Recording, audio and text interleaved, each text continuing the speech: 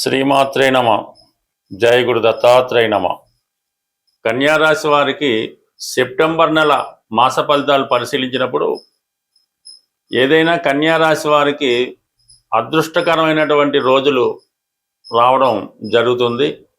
ప్రస్తుతం దశమ స్థానంలో కుజగ్రహ సంచారం, అంటే దిగ్బలుడై ఉన్నటువంటి కుజుడు ఒక ప్రత్యేకమైన హోదాని కలిగి ఉంటాడు. అంటే దశమంలో కుజుడు రావడం వల్ల ప్రధానంగా జాతకుడు వృత్తిపరమైనటువంటి మార్పులు రావడం జరుగుతుంది. అంటే రెండు రకాలుగా ఈ కుజుడు మీకు తృతీయాధిపతిగా దశమ స్థితి, అంటే ఉద్యోగంలో ఇబ్బందులు రావడం కానీ సడన్గా ఉద్యోగం పోవడం కానీ జరిగే అవకాశం ఉన్నది. అలాగే అష్టమాధిపతిగా ఉన్నటువంటి కుజుడు దశమ స్థానంలో రావడం వల్ల అంటే సడన్గా వృత్తిపరమైన బ్లేమ్స్ కానీ ట్రాన్స్ఫర్లు కానీ నిందలు కానీ వృత్తిపరంగా ఎదుర్కొనే అవకాశం ఉంది. కాబట్టి సర్వసాధారణంగా కన్యారాశి వారికి కుజుడు ఏ భావంలో ఉంటే ఆ భావ ఫలితాలు అన్నవి చాలా వరకు ఇబ్బంది పెట్టడం జరుగుతూ ఉంటుంది. ఇప్పుడు ఉన్నటువంటి ఈ కుజుడు మీకు వృత్తిపరమైన ఇబ్బందులు కలగజేస్తూ ఉంటాడు. అయితే సెప్టెంబర్ 18 తర్వాత కుజుడు లాభస్థానంలోకి రావడం జరుగుతుంది. అంటే ఆటోమేటిక్గా మీకు వృత్తిపరంగా ఉన్నటువంటి సమస్యలు పరిష్కారం అవుతాయి. దగ్గర బంధువులు మిత్రులు మీకు సహకరిస్తారు. ఏదో ఒక శుభకార్యానికి మీ బంధువుల నుంచి మీకు ఆహ్వానం రావడం జరుగుతూ ఉంటుంది. అలాగే ఆకస్మిక ధనలాభం లాంటిది, అది స్థిరాస్తి అమ్మడం వల్ల అయితేనే, ఇన్సూరెన్స్ ద్వారా అయితేనే, ఏదైనా జాయింట్ ప్రాపర్టీయో మీ పూర్వీకులో మీ తల్లిదండ్రుల బంధువులో తండ్రిదండ్రుల బంధువులో వారు మీకు వాటాగా ఇవ్వాల్సిన ధనాన్ని సడన్గా ఇవ్వడం కానీ రావడం జరుగుతుంది. అంటే మొత్తం మీద ఆకస్మిక ధనలాభం భూముల వల్ల కానీ ఇన్సూరెన్స్ ద్వారా కానీ, అంటే మీరు ఏదంటే మీ జీవితం అంటే ఉద్యోగం అన్నది పదవి విరమణ ద్వారా వచ్చినటువంటి ధనం కూడా సడన్గా మీకు సెప్టెంబర్ 18 తర్వాత వచ్చే అవకాశం ఉంది. దాని తర్వాత కొద్దిగా ఆర్థికపరమైన సమస్యలు మీకు పరిష్కారం అవుతాయి. కొత్త ఆదాయ వనరులు కూడా ఏర్పడుతూ ఉంటాయి. ఇంకా గురువు కూడా మీకు 11లో ఉండడం చతుర్థాధిపతితో కలిసాడు కాబట్టి గృహలాభం కలిగే అవకాశం ఉంది. కారకుడు స్థానాధిపతి ఇవన్నీ కూడా లాభస్థానంలోకి రావడం వల్ల స్థిరాస్తి కొనాలనే మీ ఆలోచన, అంటే ఏదైనా కొత్త గృహం మీరు కొనుక్కునే అవకాశం వస్తుంది. లేదంటే ఇతరుల ఆధీనంలో ఉన్నటువంటి మీ ఆస్తి మీ చేతిలోకి రావడం జరుగుతుంది. ప్రధానంగా వైవాహిక జీవితంలో భార్యాభర్తల మధ్య ఉన్న విభేదాలు కొంతవరకు పరిష్కారం అవడం జరుగుతుంది. అలాగే భర్త దగ్గర నుంచి కానీ భార్య దగ్గర నుంచి అయినా మీకు ధనం కానీ వేరే ఏదైనా ఆర్టికల్స్ కానీ రావాల్సి ఉంటే, ఏదైనా భూమో స్థిరాస్తితో రావాల్సి ఉంటే అది మీకు వచ్చే అవకాశం ఉండదు.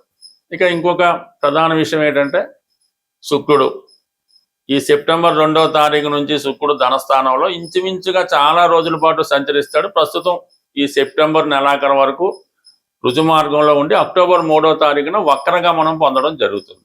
దాని కారణం వల్ల భాగ్యాధిపతి ధనస్థితి, అదృష్టం కలిసి వస్తుంది, స్త్రీధనం కలిసి వస్తుంది, స్త్రీల సహకారం పెరుగుతుంది, మీ కుటుంబంలో ఉన్నటువంటి స్త్రీలకి హోదా పెరుగుతుంది. వ్యక్తిగతంగా మీరు స్త్రీ అయి ఉంటే కుటుంబ పరంగా ఉన్నటువంటి సమస్యలు మీరు పరిష్కరిస్తారు.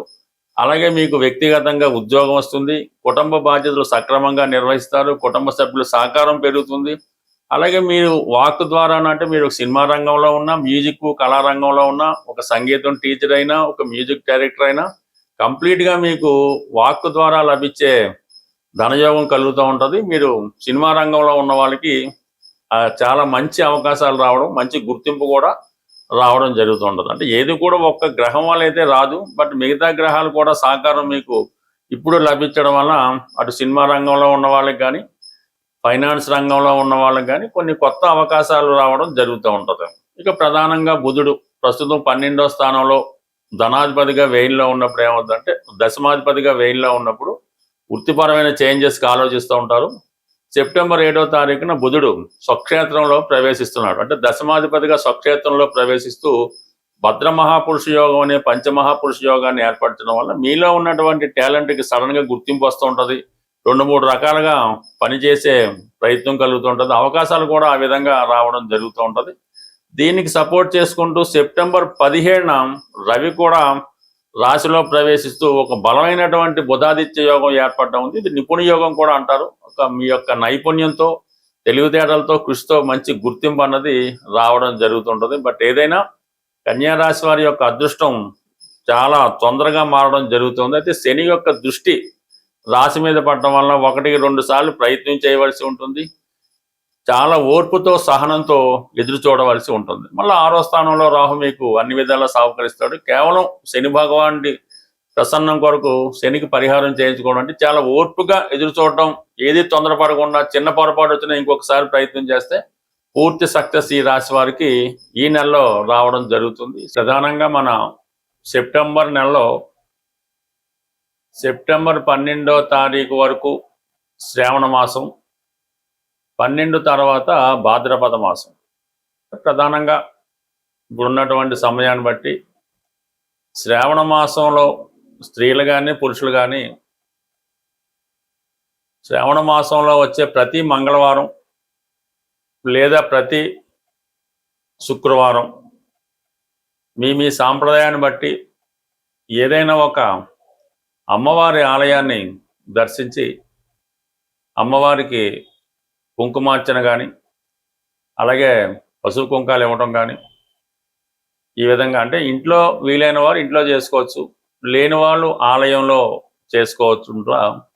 కంప్లీట్గా ఈ మంగళవారం శ్రావణ మాసంలో వచ్చే మంగళవారాలు చేసుకోవడం వల్ల రుణ బాధలు పరిష్కారం అవుతాయి. వివాహం కాని వారికి వివాహం జరుగుతూ ఉంటుంది.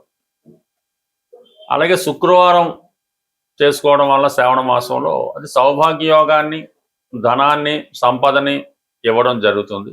ఇంకా ప్రధానంగా మనకి భాద్రపద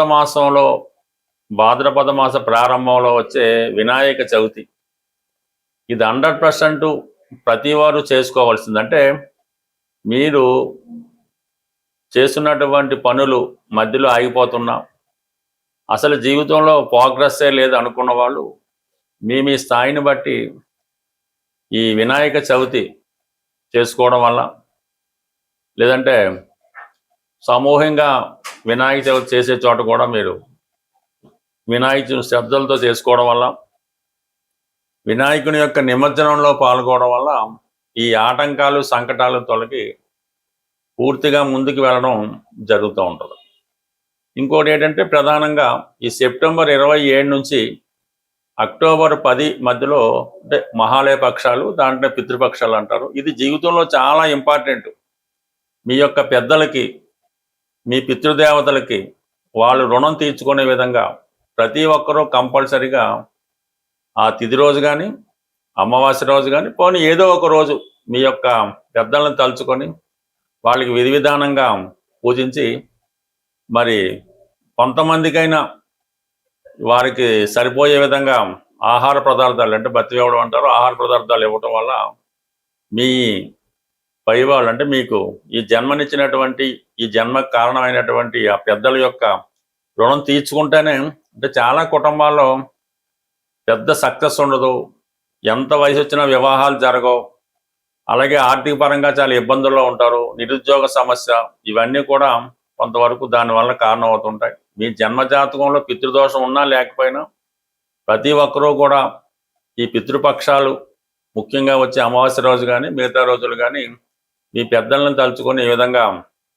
ఈ దానాలు అవి చేయడం వల్ల, ఏమీ కుదరని వాళ్ళు కనీసం ఆవుకైనా తృప్తిగా ఆహారం పెట్టడం వల్ల మీ పెద్దలు సంతృప్తి చెంది ఆ శుక్రగ్రహ అనుగ్రహంతో సంపూర్ణంగా మీ యొక్క సమస్యలకి పరిష్కారం దొరుకుతుంది.